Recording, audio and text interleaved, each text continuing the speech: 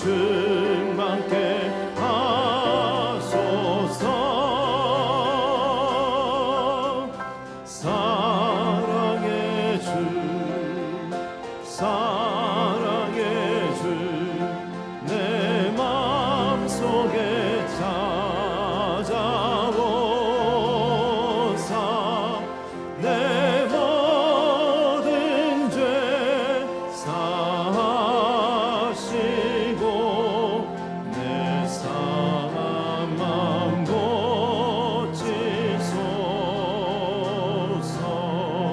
주 예수님 내 맘에 오사 내 길 인도하시고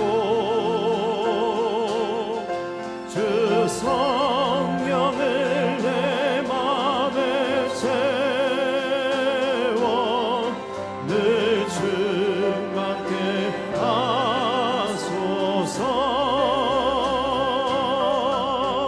사랑의 주 사랑의 주 내 마음속에 찾아오사 내 모든 죄 사하시고 내 상한 마음 고치소. 사랑의 주 사랑의 주 사랑의 주 내 마음속에 찾아오사 내 모든 죄 사하시고 내 상한 마음 고치소서.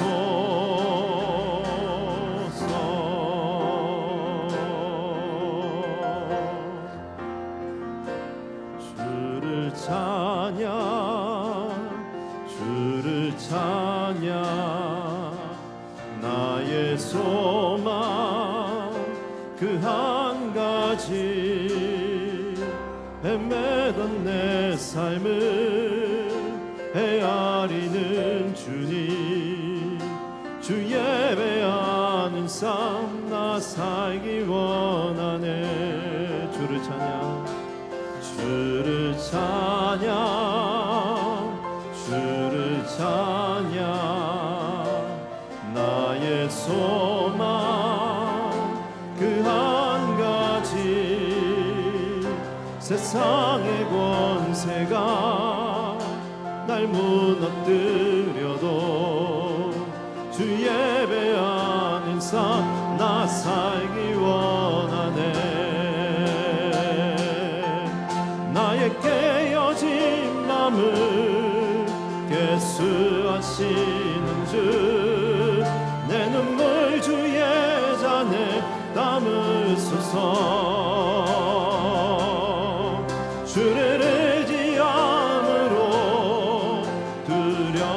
두려워하느니 주님만 찬양합니다. 주를 찬양 주를 찬양 주를 찬양 나의 소망 그 한 가지 헤매던 내 삶을 헤아리는 주님 주 예배하는 삶 나 살기 원하네. 주를 찬양 주를 찬양 주를 찬양 나의 소망 그 한 가지 헤맨 권세가 날 무너뜨려도 주 예배하는 삶 나 살기 원하네. 나의 깨어진 맘을 개수하시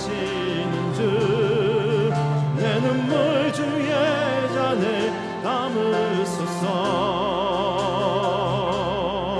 주를 의지함으로 두려워하느니 주님만 찬양합니다.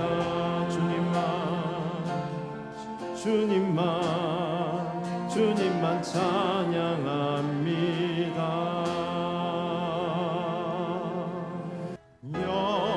영광스러운 주를 보라. 고난받은 그 모습 승리하고 오실 때에 만민 경배하리라. 왕의 왕이 되신 주께 멸류관을 드리세. 왕의 왕이 되신 주께 멸류관을 드리세. 보좌 위에 계신 주께 멸류관을 드리세. 천군 천사 소리 높여 주를 찬송하도다. 왕의 왕이 되신 주께 멸류관을 드리세. 왕의 왕이 되신 주께 멸류관을 드리세. 만민들의 찬송 소리 하늘 높이 퍼진다. 하늘 보자 바라보니 기쁨할 양 없도다. 왕의 왕이 되신 주께 멸류관을 드리세. 왕의 왕이 되신 주께 멸류관을 드리세. 큰 영광 중에 계신 주 나 찬송합니다.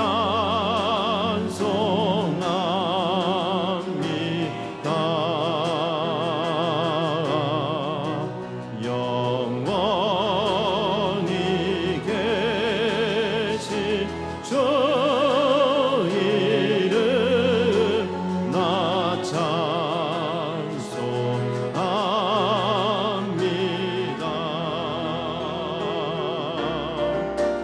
그 온유하신 줌서 날 불러주시고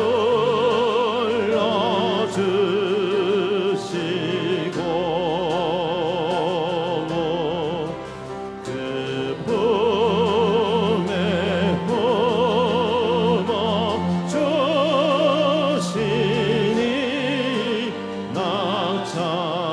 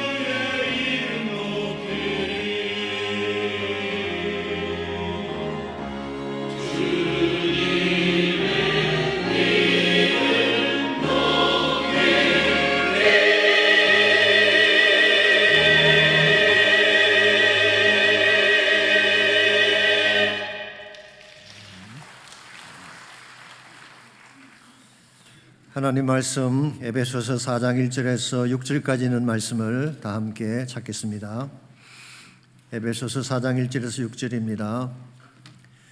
그러므로 주 안에서 같이 내가 너희를 권하노니 너희가 부르심을 받은 일에 합당하게 행하여 모든 겸손과 온유하고 오래 참음으로 사랑 가운데서 서로 용납하고 평안에 매는 줄로 성령이 하나 되게 하신 것을 힘써 지키라. 몸이 하나요 성령도 한 분이시니 이와 같이 너희가 부르심의 한 소망 안에서 부르심을 받았느니라. 주도 한 분이시요 믿음도 하나요 침례도 하나요 하나님도 한 분이시니 곧 만유의 아버지시라. 만유 위에 계시고 만유를 통일하시고 만유 가운데 계시로다. 아멘. 건강한 관계를 형성하려면 서로에 대한 기대치가 맞아야 합니다. 상대에 대한 기대치가 너무 높으면 실망하기 쉽고 너무 낮으면 그가 가진 포텐셜을 다 발휘할 수가 없습니다. 그러므로 서로의 기대치에 맞는 삶을 살아야지 관계도 건강해지고 열매도 아름답게 되는 것입니다. 그럼에도 불구하고 가끔 본인의 위치를 넘어선 기대를 하기도 하고 본인의 기대치와 전혀 맞지 않는 대우를 요청하기도 합니다. 그렇게 해서는 건강한 관계가 형성될 수가 없습니다. 요즘 한국이나 미국이나 젊은이들이 취직하기가 쉽지 않다고 하는데요. 어떤 대학을 간 나온 사람이 우여곡절 끝에 한 회사에서 면접시험을 보게 됐습니다. 면접관이 질문하기를 회사에 어떤 대우해 주기를 원하는가? 그때 청년이 대답했습니다. 연봉은 20만 불 정도면 괜찮겠고 콘도 한 채에 스탁 옵션까지 주면 좋겠다 이야기했어요. 그 말 들은 면접관이 이렇게 말을 했습니다. 이왕이면 거기에다가 의료보험 전액과 여름 겨울 휴가 5주, 사원용 스포츠카 한 대, 그리고 평생 직장을 보장한 후 퇴직 후에는 급여의 50%를 죽을 때까지 지급해 주면 어떻겠는가? 놀란 청년이 자리에서 뻘떡 일어나면서 와 그게 정말입니까? 면접관이 대답했습니다. 물론 농담이지. 근데 농담은 자네가 먼저 시작했잖아. 아니 겨우 대학을 나온 신입사원이 바랄 것을 바라야지 너무 큰 것을 기대하면 이렇게 되는 것입니다. 서로에 대한 기대치가 맞아야 취직도 되고 함께 일도 할 수가 있는 것입니다. 그런데 서로에 대한 기대치가 너무 다르게 되면 실망하게 되고 관계가 깨어질 수밖에 없는 것입니다. 사실 모든 관계성에는 서로에 대한 기대치가 있습니다. 그것을 충족시켜주지 못하면 실망할 수밖에 없는 것입니다. 비근한 예로 부모와 자녀 관계를 생각해 보십시오. 부모가 모든 것을 다 바쳐 자식의 뒷바라지를 했는데 아들이 빈둥거리며 놀기만 하고 망나니같이 살게 된다면 부모의 마음이 얼마나 아프겠습니까? 기대를 저버렸기 때문이죠. 유망한 운동선수를 그에게 들어 영입을 했는데 시합만 나가면 죽을 선다면 구단이나 팬들의 실망이 클 것입니다. 기대를 저버렸기 때문이죠. 요즘 LA 다저스가 월드시리즈 3연패를 해보겠다고 단단히 준비를 하고 있습니다. 그래서 작년에 라키 사사키라고는 일본 선수를 영입했는데요. 12년간 3억 2,500만 불을 주며 데려온 선수입니다. 그랬는데 자는 1년간 부상과 부진으로 거의 뛰지를 못했고 금년에도 평균 자책금이 얼마나 높은지 스포츠 칼럼 쓰는 사람들마다 우려를 표하고 있습니다. 기대를 저버렸기 때문입니다. 성경에도 보면 이와 같은 예가 많이 나오고 있습니다. 대표적인 예로 솔로몬을 들 수 있을 것입니다. 그는 정말 지혜가 뛰어난 왕이었습니다. 성전을 건축하고 이스라엘의 번영을 가져온 위대한 왕이었습니다. 그의 이름 뜻이 뭔가요? 샬롬이지 않습니까? 평화라는 뜻입니다. 이스라엘의 영구적인 평화를 안겨줄 것이라고 모두가 기대를 했는데 결과는 어땠나요? 그가 죽은 후에 나라는 둘로 나누어지고 번영 대신 타락과 몰락을 가져왔습니다. 이유가 무엇일까요? 그가 이방 여자를 궁에 끌어들였기 때문입니다. 바로의 딸을 아내로 맞이하고 모압 여자, 암몬 여자, 에돔, 시돈 이방 여인들을 아내로 삼은 결과 아스타로 신상을 세우게 되고 밀곰의 산당을 짓게 되었습니다. 이것은 하나님의 기대를 저버리는 것이요 패망으로 가는 길 수밖에 없죠. 오시아의 케이스도 동일합니다. 처음에는 참 잘했습니다. 52년 동안 통치하면서 나라를 부강하게 만들었습니다. 그러나 그는 말년에 나병에 걸려서 조상들의 묘에 묻히지도 못하고 초라하게 생을 마치고 말았습니다. 왜 그랬을까요? 교만한 나머지 하나님 성전에 들어가서 분향하려고 했기 때문이죠. 이건 하나님이 기대하시는 왕의 바른 자세가 아니었습니다. 신약 성경으로 오시게 되면 삭개오라는 인물이 나옵니다. 그의 이름 뜻이 무엇인지 아십니까? 깨끗한 자라는 뜻이에요. 퓨어하다, 이노선트하다 그런 뜻을 가지고 있습니다. 아마도 그의 부모님들이 깨끗하고 청결한 삶을 살라고 지어준 이름인 것 같습니다. 그랬는데 그의 삶은 어땠나요? 영도시 여리고의 세리로 살면서 악하고 더러운 짓은 다 하며 살았습니다. 부모의 기대, 하나님의 기대를 저버리고 산 것이죠. 물론 나중에 예수님 만남으로 다시 하나님이 기대하는 바른 삶으로 돌아오긴 했습니다만은 한때는 기대를 저버린 인생이었습니다. 무엇보다 이스라엘의 역사를 한번 보십시오. 하나님은 그들을 거룩한 백성으로 선택하고 제사장 나라로 삼아서 모든 열방에게 하나님 영광 선포하기를 기대하셨습니다. 근데 실제는 어땠나요? 이 사랑을 저버리고 우상을 섬김으로 타락하며 올라가게 됐죠. 이사야 5장 1절과 2절을 보면은 이와 같은 이스라엘의 모습을 이렇게 적고 있습니다. 내가 사랑하는 자에게 포도원이 있으며 심히 기름진 산이로다. 땅을 파서 돌을 제하고 극상품 포도나무를 심었도다. 그 중앙에 망대를 세웠고 그 안에 술터를 팠도다. 좋은 포도 맺기를 바랬더니 덜 포도를 맺었도다. 사랑했기 때문에 가장 좋은 포도원 만들기를 원하셨지만 그들은 그 사랑을 저버리고 덜 포도를 맺는 민족이 되고 만 것입니다. 사랑의 기대를 저버린 것이죠. 자, 그렇다면 오늘 여러분과 삶은 어떠할까요? 우리는 과연 하나님의 기대치에 맞는 삶을 산다고 고백할 수가 있을까요? maybe 그렇지 않을 것입니다. 하나님은 거룩한 삶을 기대하셨는데 우리는 세상처럼 살 때가 많았습니다.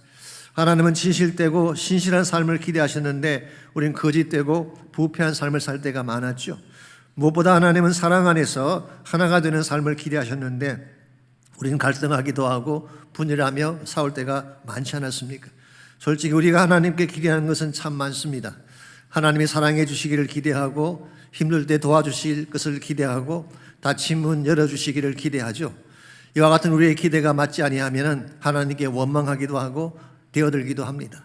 그런데 하나님이 우리에게 기대하신 것에 대해서는 무관심할 때가 얼마나 많습니까? 전 여기에 오늘날 현대 크리스찬의 문제가 있다고 생각합니다. 나의 기대는 채워지길 원하면서 하나님의 기대는 저버리고 자기 마음대로 살려고 하는 상반된 삶의 자세, 이것이 건강한 크리스찬 삶의 모습을 저해하고 있는 것입니다. 어떻게 하면 이와 같이 상반된 자세, 하나님의 기대를 저버리고 나의 뜻만 이루려는 이 삶의 자세를 고치고 하나님이 원하시는 바른 삶으로 살아갈 수 있을지 오늘 같이 봉독한 본문을 가지고 그것을 함께 정리해 보려고 합니다. 오늘 같이 읽은 본문에 보시면은 하나님이 기대하시는 바른 삶이 어떤 것인가에 대한 사도 바울의 권면이 소개가 되어 있습니다. 오늘 1절 말씀 보겠습니다. 그러므로 주 안에서 갇힌 내가 너희를 권하노니 내가 부르심을 받은 일에 합당하게 행하여, 이게 합당하게라는 단어가 나오죠. 헬라말로 악시오스라는 단어인데요, actual value라는 의미를 가지고 있습니다. 실제적인 가치를 의미하는 것입니다. 그래서 영어 성경에서는 worthy of라고 이렇게 번역해 놨어요. To live a life worthy of your calling. 하나님 여러분을 부르신 그 부르심에 걸맞는 가치가 있는 삶을 살라, 그런 의미인 것입니다. 자, 하나님께서 우리를 부르셨는데 우리를 부르실 때에 어떤 가치로 우리를 부르셨을까요? 우리 크리스찬의 actual value가 얼마나 나갈까요? 성경은 기록합니다. 여러분과 저를 구원하기 위해 예수님의 피로 값주고 산 존재라고 이야기합니다. 그러므로 우리의 가치는 예수님 짤이에요. 굉장히 소중한 가치입니다. 비싼 존재예요. 그럼에도 불구하고 만일 여러분과 제가 사고의 인생처럼 마구잡이로 산다면 하나님의 기대를 저버리게 되는 것입니다. 그러므로 정말 우리가 하나님의 자녀답게 하나님의 영원한 계획을 아는 사람들답게 바르게 살려면 부르심에 합당한 삶을 살 수 있어야 되는 것입니다. 자, 그렇다면 부르신 자들에게 하나님이 기대하시는 바는 어떤 것일까요? 3절을 같이 보겠습니다. 평안에 매는 줄로 성령이 하나 되게 하신 것을 힘써 지키라. 하나님은 성령에 하나 되게 하신 것을 지키라고 말씀하고 있습니다. 자, 왜 이와 같은 명령을 했을까요? 왜 사도 바울이 이런 말씀을 오늘 본문에 기록했을까요? 그것은 에베소 교회가 하나 되지 못했기 때문입니다. 사실 에베소 교회는 바울이 세웠던 어떤 교회보다도 중요한 교회였죠. 그는 그곳에 2년 반을 머물면서 굉장히 소중한 사역을 많이 했습니다. 두라노 서문을 세워서 제자를 양성했고 수많은 기적을 행하고 말씀의 뿌리가 깊은 교회를 만들었어요. 바울이 떠난 이후에는 그 영적 아들인 디모데가 사역을 하고 나중에 사도 요한이 사역을 했던 사도적인 전통이 있는 그런 교회였습니다. 그래서 아시아 선교의 중심 센터로 삼고 가장 큰 교회들을 모았던 교회가 에베소 교회였습니다. 그랬는데 그 내부에 분열이 일어난 것 같습니다. 일반적으로 바울이 섬기던 교회에서 일어난 문제는 이방인과 유대인들의 갈등인데요. 에베소 교회의 케이스는 그런 것이 아닌 것 같습니다. 서로 사랑하고 용납하는데 문제가 생긴 것입니다. 에베소 교회는 사도행전에서 보게 되면 제법 규모가 컸던 것 같아요. 바울이 밀레도에서 그 고별 설교할 때 에베소 교회 장로들을 초청하지 않았습니까? 이 장로들이라고 하는 것은 사역자들을 말합니다. 여러 명이 온 것을 보게 되면 교회 규모가 컸던 것 같습니다. 보편적으로 교회가 작을 때는 가족 같은 분위기를 가질 수가 있지만 규모가 커지게 되면 조직화되고 제도화되는 경향이 있죠. 그래서 자꾸 분열이 생기는 것입니다. 냉랭하게 되는 것입니다. 특별히 말씀과 교리만 강조하게 되면 드라이한 형성을 가질 수밖에 없습니다. 그래서 우리 주석가 윌리엄 바클레이는 에베소 교회의 문제를 이렇게 진단을 했습니다. 말씀의 논리만 있고 가슴 속 사랑이 식어갔기 때문에 분열의 현상이 일어났다. 참 굉장히 날카로운 지적이 아닐 수가 없습니다. 실제로 요한계시록 2장 4절에 보면은 그들을 이렇게 책망하는 말씀이 나오죠. 너를 책망할 것이 있나니 너의 처음 사랑을 버렸느니라. 에베소 교회가 책망받은 가장 중요한 이유는 first love, 첫사랑을 버렸다는 것입니다. 첫사랑이라고 하는 것은 초심을 말하죠. 처음 주님 만났을 때 가졌던 순수한 사랑, 순수한 믿음, 하나님의 은혜 앞에서 울었던 감격의 눈물을 잃어버린 것입니다. 그 결과 논쟁하기 시작했습니다. 누가 더 잘났느냐 다투기 시작했어요. 그럼 어떻게 되겠습니까? 나누어질 수밖에 없어. 서로 찌르고 상처를 주고 상처를 받게 되는 것입니다. 이것은 하나님께서 기뻐하시는 바가 아니었습니다. 이런 모습으로는 세계 선교도 이룰 수가 없고 하나님의 비전도 감당할 수가 없는 것입니다. 그래서 사도 바울은 너희들이 무슨 일이 있더라도 사랑 안에서 하나가 되어야 된다. 이게 하나님이 기대하시는 바다, 그렇게 말씀한 것입니다. 그런데요, 우리가 하나 된다는 거 쉽게 말은 하지만 실제는 쉽지가 않습니다. 하나 되는 거 어려워요. 두 가지 이유 때문인데요. 첫 번째는 우리의 본성 때문입니다. 우리의 본성은 악한 것이기 때문에 상대방을 찌르고 아프게 할 때가 많이 있죠. 자신이 그만 취하려고 하다 보니까 양보한다든가 나누려고 하는 생각을 갖지 못합니다. 그래서 하나가 될 수가 없는 것입니다. 두 번째 이유는 설사 하나 되기를 원한다고 할지라도 인간의 의지만으로는 안 되는 경우가 허다하기 때문입니다. 그래서 탈무드에 보면 이런 말씀이 나옵니다. 유대인 4사람이 모이면 5가지의 의견이 나온다, 그런 말이 나와요. 각자 한 명씩 내는 의견에다가 5명이 합해서 내는 의견 5개가 나온다는 것입니다. 이게 사실 인간의 모습이죠. 어디를 가든지 그래서 분열이 생기는 것입니다. 그러나 이와 같은 본성에도 불구하고 여러분과 저는 하나님의 사랑 안에서 하나됨을 이루어야 됩니다. 그것이 하나님의 뜻이고 구원받은 우리가 마땅해야 될 삶의 모습이기 때문에 이런 의미에서 정말 우리의 삶은 어떠한지 점검할 필요가 있습니다. 우리는 정말 사랑 안에서 하나가 되어서 가정에서든지 교회에서든지 어디에서든지 하나님 사랑 안에서 하나가 되어서 하나님의 영광을 선포하며 살고 있는지, 아니면 반대로 하나님의 기대를 저버리고 내 뜻대로 살아가고 있는지, 우리의 삶이 하나님의 기대를 저버리게 되면 결코 건강할 수가 없고 아름다울 수가 없습니다. 그러므로 우리가 어떻게 하면 하나님의 기대를 저버리지 아니하고 하나님 사랑 안에서 하나됨을 이룰 수가 있을지 오늘 본문을 통해서 이것을 함께 정리하려고 합니다. 하나됨을 이루는 몇 가지 비결이 오늘 본문에 소개가 되어 있습니다. 첫 번째로 우리가 사랑 안에서 하나됨을 이루려면 영적인 자질이 필요합니다. 영적인 자질을 갖추어야지 하나됨을 이룰 수가 있는 것입니다. 2절 말씀 보십시오. 하나됨을 이루는 데 필요한 영적 자질이 소개가 되어 있습니다. 모든 겸손과 온유로하고 오래 참음으로 사랑 가운데서 서로 용납하라. 여기 4가지 영적인 자질이 나오는데요. 첫 번째가 겸손이죠. 겸손이라고 하는 것은 자신을 낮춘다는 의미도 있습니다만은 자기 위치를 지키는 것을 말하는 것입니다. 남편의 위치, 아내의 위치를 지킬 때 하나가 되는 것입니다. 온유라고 하는 것은 우리 흔히 말하는 외유, 내강을 말합니다. 약한 것을 의미하는 것이 아닙니다. 사실은 강한 것인데 외형상 부드럽고 젠틀한 것이 온유이죠. 세 번째로 오래 참음이라고 하는 것은 patience, 인내라고 번역하기도 했지만 킹 제임스 버전은 이것을 long suffering이라고 번역을 했어요. 오랫동안 아파하는 것이다. 참아주면 고통이 따르기 때문에 그런 것입니다. 아프지만 힘들지만 오랫동안 참아내주는 것이 long suffering인 것입니다. 사실 찌르면은 아프지 않은 사람이 어디 있겠어요. 제가 오래전에 위내시경을 찍으려고 가까이 있는 병원을 갔더니 마침 간호사분이 저희 교회 교인이셨어요. 내시경 할 때 마취를 해도 조금 아플 때가 있대요. 그러니까 그분이 말씀하시기를 목사님은 신앙이 좋으시니까 잘 참으시겠죠. 그 말 듣고 제가 어떻게 아프다고 소리를 지르겠어. 이 발을 깨물고 참아야죠. 여러분 기억하십시오. 누구나 찌르면 아픈 것입니다. 다 아픈 거예요. 아플지라도 참아낼 때, 롱 서프링을 할 때에 열매가 아름답게 맺히게 되는 것입니다. 네 번째가 용납입니다. 용납이라고 하는 것은 사랑 가운데 서로 받아주는 것. 그래서 영어 성경 보시면 accepting one another in love, 사랑 안에서 서로 받아주라. 이 용납이라고 하는 것은요, 있는 그대로 받는 것을 말하는 것입니다. 누가복음 15장에 보시면은 아버지가 탕자가 돌아왔을 때 어떻게 했나요? 늑마를 걸친 그대로, 오물로 더럽혀진 그대로 아들을 안아주셨어요. 그러고 나서 씻기고 옷을 갈아입게 했습니다. 먼저 깨끗하게 씻긴 후에 안아준 게 아니라 더러운 그대로를 받아준 것, 이게 복음인 것입니다. 우리가 죄인 되었을 때 하나님 우리를 사랑하셨잖아요.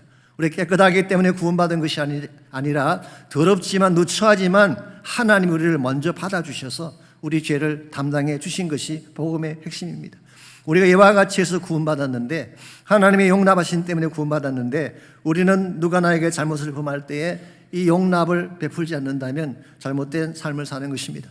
일반적으로 우리는 본성이 악하기 때문에 내가 뭘 당하면 복수를 해야 마음이 풀리는 것입니다. 그걸 그냥 지나갈 수가 없어요. 그러니 이 악한 본성을 누르고 오래 참고 용납해내야지 드디어 하나됨을 이루는 것입니다. 사도 바울은 이렇게 고민하고 있습니다. 너희들이 정말 오래 참고 용납하려면 뭐가 필요하냐? 옛 사람을 벗어버리고 심령으로 새롭게 되어 그리스도로 옷 입으라, 그렇게 말씀하셨어요. Put off your old nature, 우리의 옛 본성을 벗어버리라는 거예요. 우리 옛 본성에는 악한 것이 많습니다. 더러운 것이 많죠. 이기심이 많이 있죠.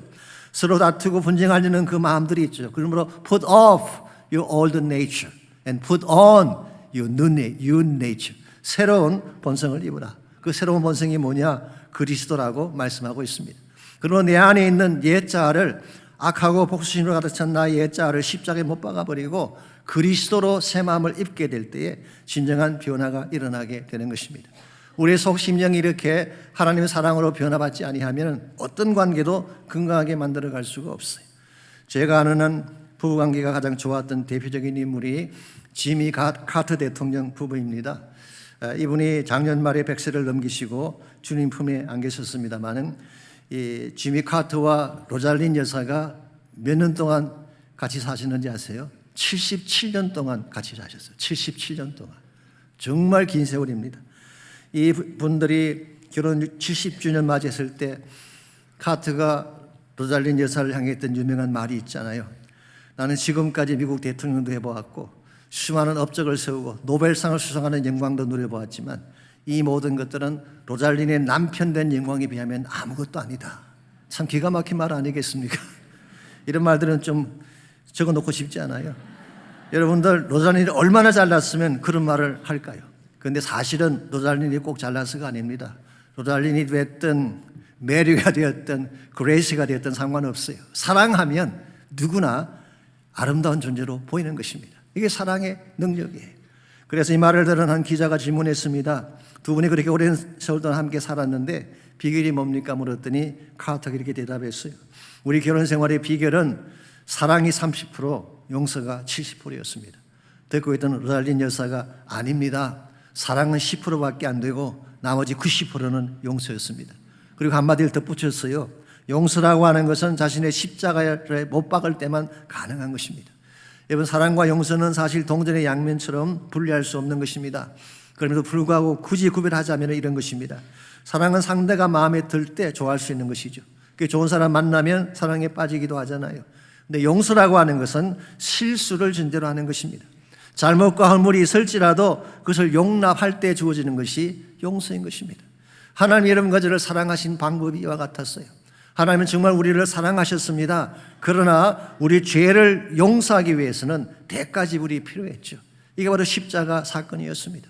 하나님은 우리를 용서하시고 받아주시기 위해 그냥 하신 것이 아니라 예수 그리스도라는 십자가를 지불하셨어요. 그러므로 진정한 용서는 십자가 없이는 할 수가 없는 것입니다.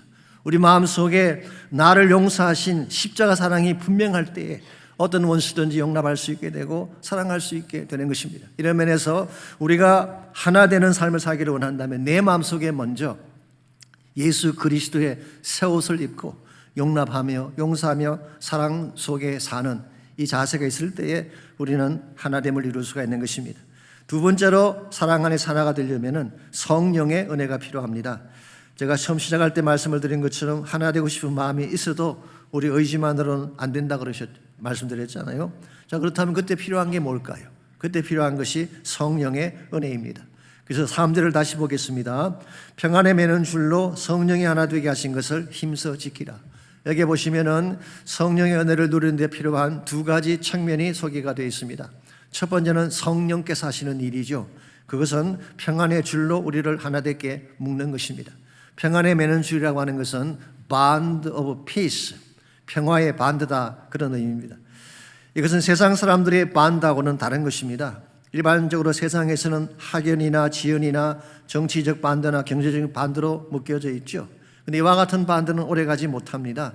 인간적인 요소로 묶인 것이고 대개가 이해관계로 묶인 것이기 때문에 약간만 이해관계가 틀려져도 그 반드는 깨어지고 마는 것입니다.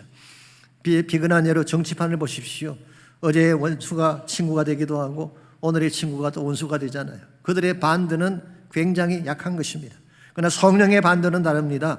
화평과 평안으로 묶어주는 것이기 때문에 성령이 묶어주는 그 반드는 평화가 주어지게 되는 것입니다. 사탄은 반대로 하죠. 사탄은 분열의 영입니다. 마음을 갈라놓고 공로를 찢어놓는 것이 사탄의 역사라고 한다면 성령은 그 반대예요. 깨어진 마음을 하나 되게 합니다. 깨어진 관계를 다시 화목하게 만들어주는 것이 성령의 사역이에요. 그러므로 우리 관계가 회복되기를 원한다면, 우리 마음속에 진정한 하나됨이 일어나기를 원한다면 성령의 은혜가 필요해요.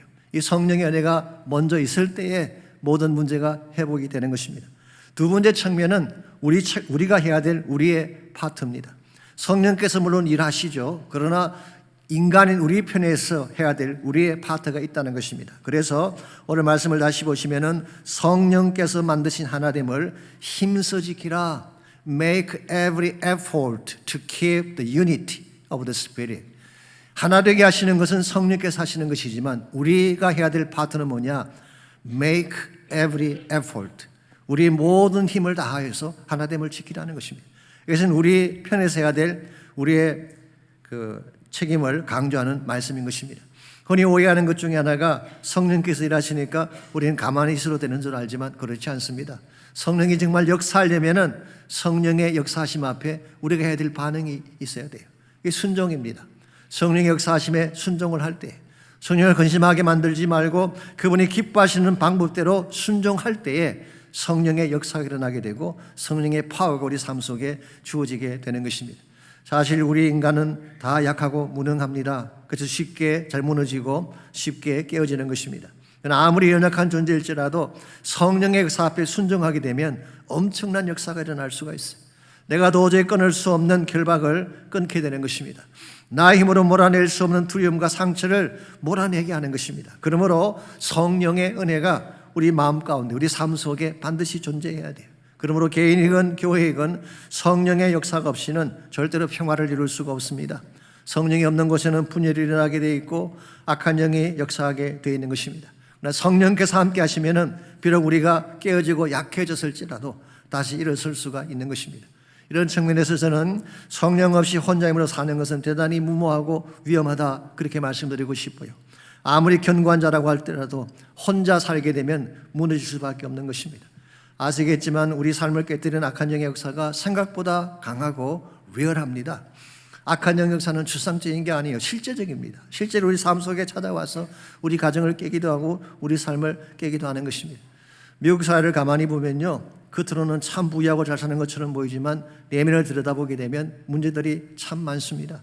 누군가가 중심을 잡아주지 아니하면 언제 무너지고 깨어질지 모르는 것입니다.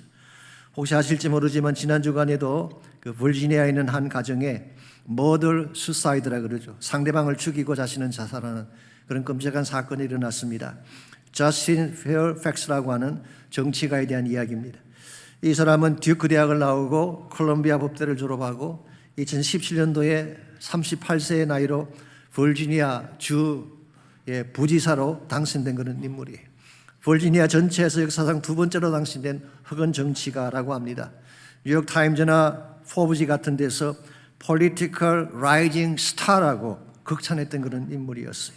그랬는데 지난 목요일 애넌데일에 있는 자택에서 부인을 살해하고 자신은 자결함으로 생을 마치고 말았습니다. 이유가 무엇인지 아십니까? 2명의 여자들이 성폭행을 당했다고 나섰기 때문에. 그런데 이것은 최근에 일어난 일이 아닙니다. 하나는 20년 전에 일어난 일이고 또 하나는 대학 시절 때 일어난 일이에요. 아주 오래전에 일어난 사건이 지금 불거져 나온 것입니다. 그래서 억울하다고 항의를 했고 실제로 he was never criminally charged. 한 번도 법적으로 차지된 적이 없었어요. 그럼에도 불구하고 그는 모든 직에서 사임을 했고 부인은 이혼을 신청했고 자녀 양육권을 다 빼앗기고 집에서는 쫓겨나야 되는 입장에 처하게 됐습니다. 여기에 비관한 페어팩스가 오는 화요일 재판 판결을 앞두고 부인을 총으로 쏘고 자신도 자결하고 만 것입니다. 참으로 안타까운 일이 아닐 수가 없습니다. 겉으로 보기에는 얼마나 잘 사는 인생입니까? 최고의 학벌에 최고의 집 위에 부와 명예를 모두 지닌 인생 같은데 왜 이런 비참한 결말을 갖게 됐을까요? 위기가 왔을 때에 그들의 중심을 붙잡아줄 참된 도움자가 없었기 때문이에요. 우리 인생이 항상 건강할 수 없잖아요. 항상 잘 나갈 수 없잖아요. 무너질 때가 있습니다. 좌절할 때가 있습니다. 갈 길을 찾지 못해 방황할 때가 있습니다. 그때에 무너지는 나를 붙들어줄 어떤 힘이 필요한데 그 손길이 없으면 우리는 무너질 수밖에 없는 것입니다. 세상의 밴드가 추락하는 나의 인생을 붙잡아 줄까요? I don't think so. 인간들의 도움이 내 인생을 회복할 수 있을까요? 아닙니다. 좋았던 사람도 내가 몰락하면 다 떠나가는 것입니다. 그러므로 내가 어디까지 내려갔을지라도 내가 아무리 위기까지 처했을지라도 끝까지 내 편이 되어서 나를 붙잡아줄 도움의 손길이 필요한데 저는 그 손길이 보혜사 성령님이라고 생각합니다. 성령께서 우리의 마음을 붙잡아 주시면, 성령이 우리의 가정을 붙잡아 주시면, 보혜사 성령께서 우리의 심령을 붙들어 주시면 어떤 처참 위기까지 갈 뻔한 인생도 회복할 수가 있는 것입니다. 성령 하나님 우리 연약함을 아시는 분입니다. 그래 우리를 도울 수 있는 능력자예요. 이번에 내가 get down 되었을 때, when I get down 됐을 때 He will raise me up. 나를 다시 일으켜 주시는 능력의 하나님이 되십니다. 이 성령의 은혜가 나의 삶을 붙들 때에, 나의 가정을 붙들 때에 우리는 어려운 상황에도 불구하고 지혜게 할 수가 있는 것입니다. 또는 교회도 마찬가지라고 생각합니다. 교회가 교회다워지려면 뭐가 필요할까요? 조직만으로 되지 않습니다. 사람들만으로 되지 않습니다. 성령의 은혜가 필요해요. 성령의 은혜가 있는 그 교회는 화평한 교회가 되는 것입니다. 성령의 은혜가 있는 그 예배는 찬란하고 아름다운 예배가 되는 것입니다. 성령이 함께할 때에 교회가 한 몸이 되고 한 지체가 되어서 하나님 영광을 나타내게 되는 것입니다. 그러므로 우리가 진정한 의미에서 하나 되기를 정말 원한다면, 하나님의 기대를 저버리지 않고 빛나게 살기를 정말 원한다면 날마다 성령의 은혜를 구하며 살아야 됩니다. 성령의 임재를 구하시고 성령의 만지심을 구하시고 성령의 능력을 구하며 사시기를 바랍니다. 이와 같이 우리가 하나님 기대를 저버리지 않고 바르게 살려면은 1차적으로 영적인 자질이 필요해요. 나 옛자는 십자가에 못 박아버리고 그리스도의 옷으로 사는 것입니다. 두 번째는 성령의 은혜가 필요합니다. 성령의 매는 끈으로 하나가 될 때에 우리는 깨어지지 않고 나누어지지 아니고 하나 되어 아름답게 살 수가 있는 것입니다. 마지막 세 번째로 성령 안에 하나됨을 이루려면 하나님 한 분만을 향한 절대적 신앙이 필요합니다. 하나님 한 분 외에는 다른 하나님이 안 계세요. 그것을 절대적 신앙이라고 합니다. 이 절대적 신앙을 가져야지 악한 시대에, 혼란한 시대에 흔들리지 않고 하나 되어 살아갈 수가 있는 것입니다. 4절에 6절까지를 보겠습니다. 몸이 하나여 성령도 한 분이시니 이와 같이 너희가 부르심이 한 소망 안에서 부르심을 받았느니라. 주도 한 분이시요 믿음도 하나요 침례도 하나요 하나님도 한 분이시니 곧 만유의 아버지시라. 만유 위에 계시고 만유를 통일하시고 만유 가운데 계시로다. 여기 보이는 하나라는 단어가 7번 반복해서 나옵니다. 그래서 이것을 Paul's sevenfold oneness 그렇게 부르기도 해요. 혹은 sevenfold unity라고 부르기도 합니다만은 하나님께 속한 것은 모두 하나래요. 이런 의미에서 크리스찬 삶에서 2라고 하는 숫자는 fatal number, 치명적인 숫자가 되는 것입니다. 예, 근데 소망이 둘이라면 어떻게 되겠어요? 천국에 또 다른 소망이 있다고 한다면 이 치명적이죠. 믿음이 둘이 돼서 되겠습니까? 오직 한 번 예수님만 믿어야지 이것도 믿어도 오케이, 저것도 믿어도 오케이라고 한다면은 어려운 문제가 생기는 것입니다. 가정에서 와이프가 둘이라면 어떻게 되겠어요? 치명적이죠. 이런 면에서 하나님이 기뻐하시는 삶은 oneness, 하나예요. 사실 그래서 바울이 오늘 본문에서 하나님을 강조하는 근본 근거도 하나님이 한 분이시기 때문에 그런 것입니다. 제가 하나님은 한 분이라 그렇게 말씀을 드리면은 이렇게 반발하실 수도 있어요. 아니 성부, 성자, 성령 삼위가 아닙니까? 예, 맞습니다. 우리 Holy Trinity 중요한 교리이죠. 사실 Trinity라는 단어는 성경에 나오진 않습니다. 그런데 신학자들이 나중에 만든 단어이긴 하죠. 성경에 보게 되면 성삼위에 대한 가르침은 성경 여러 곳에 나오고 있습니다. 여기에 대한 자세한 말씀을 드릴 시간이 안 되기 때문에 말씀 못 드리겠지만요. 그렇다고 해서 하나님이 세 분이다 그런 뜻은 아니에요. 하나님은 한 분이에요. One God in three persons. 세 인격체로 나타나 보인 것뿐이지 하나님은 여전히 한 분이에요. One God이에요. 이게 기독교가 믿는 유일신 사상인 거죠. One God, One God이에요. In three persons. 흔히 그것은 예로 말씀드리자면 1 더하기 1 더하기 1은 3이죠. 근데 만약 1 곱하기 1 곱하기 1은 얼마가 될까요? 1이죠. 하나님이 하나라는 의미가 이런 것이라고 합니다. 이해가 되시나요? 안 돼도 할 수 없어요. 논리적으로 다 이해할 수가 없어. 성경도 다 이해할 수가 없지만 하나님을 다 이해하는 건 불가능합니다. 사실 이것은 그냥 믿음으로 받는 것뿐이에요. 강조하는 것은 이것입니다. 하나님은 하나이시기 때문에 절대적 존재다 이걸 강조하는 것입니다. 하나님 한 분 외에는 어디에도 의지할 대상이 없다는 거예요. 그런데 이 하나님 한 분에게 모든 것을 다 걸고 전적으로 하나님만 신뢰하는 믿음, 이게 절대적인 신앙인데요. 이 신앙을 갖게 되면 하나님 안에서 모든 복을 우리가 누리게 되는 거예요. 6절을 보겠습니다. 하나님도 한 분이시니 곧 만유의 아버지시라. 만유 위에 계시고 만유를 통일하시고 만유 가운데 계시도다. 이걸 메시지 바이블은 이렇게 번역해 놓았어요. 하나님은 모든 것을 다스리시는 분, who rules of all. 모든 것을 관통해 일하시는 분, who works through all. 모든 것 가운데 임재하시는 분, who is present in all. 이 all이라는 단어를 가지고 번역을 했어요. 그러므로 우리가 알고 있는 모든 사건 속에, 모든 삶의 터전 가운데에 하나님은 임재하시고 하나님 한 분만이 절대적 존재라고 하는 것입니다. 그러므로 하나님 안에 우리가 갈망하는 모든 것이 다 들어있어요. 하나님 안에 생명이 있잖아요. 하나님 안에 기쁨이 있잖아요. 하나님 안에 평안이 있잖아요. 하나님 안에 부요함과 하나님 안에 치유와 소망이 있잖아요. 그러므로 God is my all in all.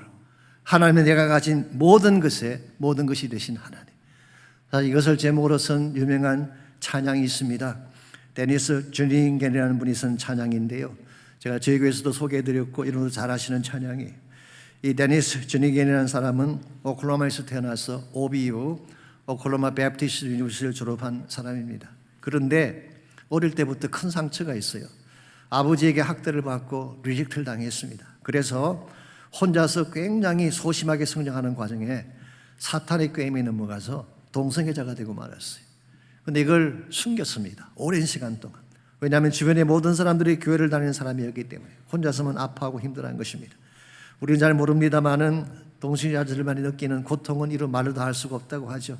그 비참함과 죄책감이 끊임없이 짓누르는데 견딜 수가 없었어요. 그러던 중에 오클라호마의 로만이라는 도시가 있습니다. 거기에서 The Second Chapter of Acts라고 하는 찬양팀이 있는데요. 그 찬양팀이 인도하는 집회에 참석을 했다가 개인적으로 하나님을 만나게 된 것입니다. 너무나 그리워했던 아버지, 너무나 꿈꾸었던 아버지의 사랑을 발견하고 데스퍼릿하게 부르짖는 가운데 성령이 그 가슴 속에 임한 것입니다. 그리고 성령이 깊이 임하면서 참된 변화가 일어나게 됐어요. 이걸 그는 transformative power of God이라고 불렀습니다만 우리 본질을 바꾸어 놓는 트랜스폼 시키는 하나님의 파워. 그 결과 절대 끊을 수 없을 것 같은 동성의 체인이 벗겨지게 되고 그런 자랑스러운 하나님의 자녀가 되어서 하나님을 찬양하는 인생을 살게 됐습니다. 그 후에 이분이 지었던 유명한 찬양이 You are my all in all. 하나님 당신은 나의 전부입니다. You are my strength when I'm weak. 내가 가장 연약할 때 하나님 당신이 나의 능력이 되십니다. You are the treasure that I seek. 내가 갈망하고 찾는 보배가 바로 당신입니다. You are my all in all. 하나님 당신 나의 전부 중에 전부입니다.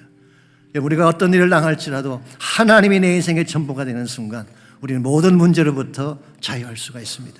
그분 안에 참된 파워가 있기 때문에 모든 사슬을 끊어버리고 모든 체인을 끊어버리고 모든 고통과 질병에서 우리를 건져낼 수 있는 파워가 하나님 안에 있기 때문에 하나님이 내 인생의 전부가 되는 순간 우리 인생은 문제를 넘어서 승리하며 살아갈 수가 있는 거예요.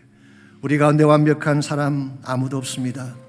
우리 모두는 영광에 이르지 못했던 하나님의 기대를 저버렸던 죄인들입니다. 그러나 이와 같은 우리일지라도 하나님이 십자가를 통해 용서해 주시고 성령의 은혜를 통해 우리를 붙잡아 주신다면 우리는 다시 일어날 수가 있는 것입니다.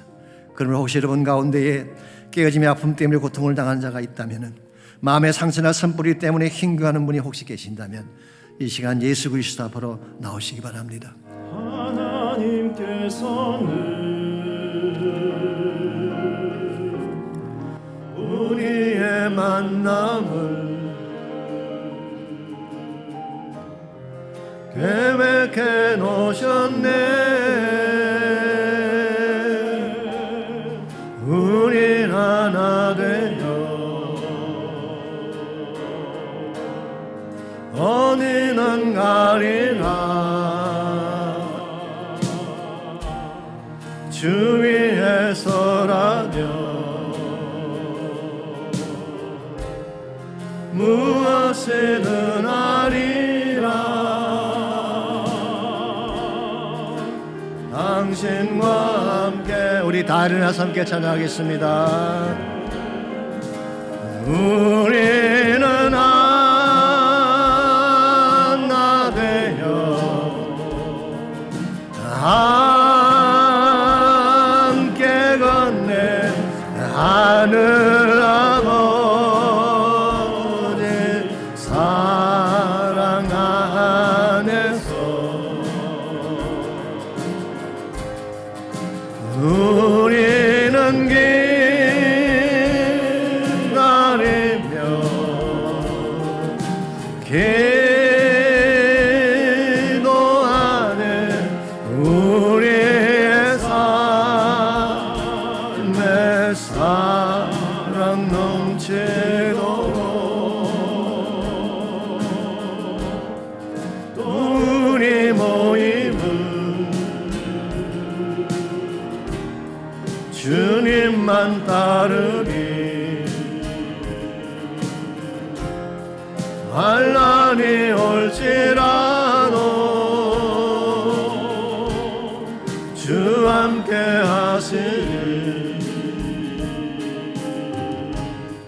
또 우리 마음에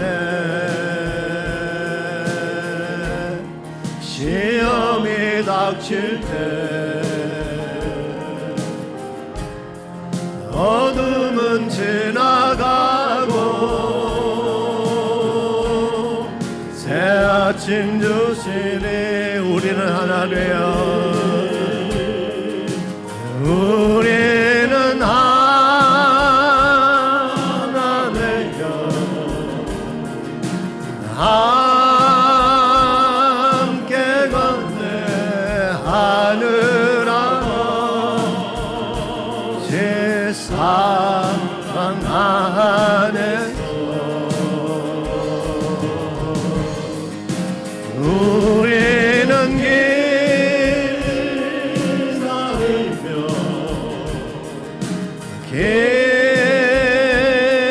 기도하는 우리의 삶에 사랑 넘치. 다시 한번 고백합니다. 우리는 하나 되어 우리는 하나 되어 함께 건네 하늘 아버지 사랑 안에서 우리는 기다리며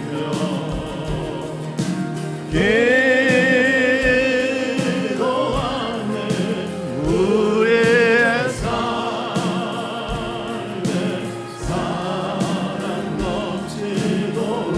삶에 사랑 넘치도록 우리의 삶에 사랑 넘치도록 다시 한번 고백할까요? 우리의 삶에